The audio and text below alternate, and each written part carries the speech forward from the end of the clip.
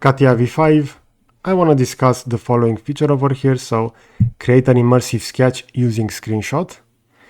Currently I'm using this model of a Lego Technic Land Rover Defender.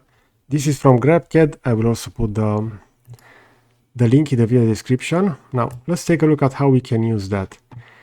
Since this has been imported as a step file, this was originally created in other software. As we can see, the views are not aligned.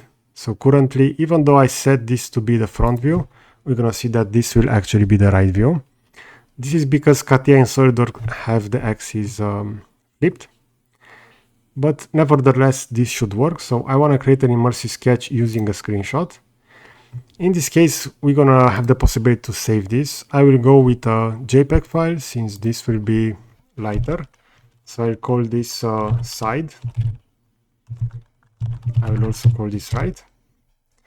And as we can see, we already have that prepared. If I will zoom out, we're going to have that added over there.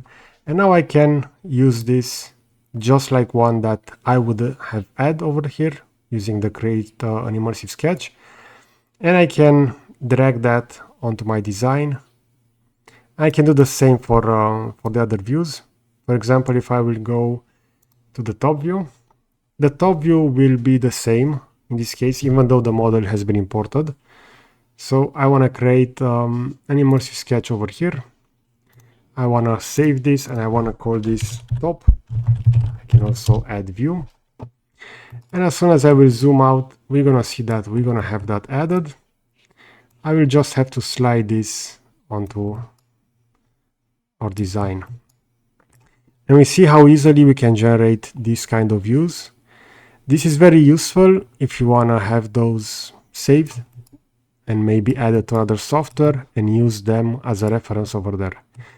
We see that overall the quality of the file is pretty good. We can also go for other file formats if you want a little bit sharper details over there.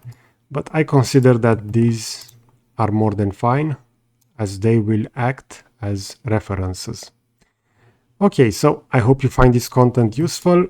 I will position a similar video over here on the left side and a subscribe button to the right. So that's it. Thanks for watching.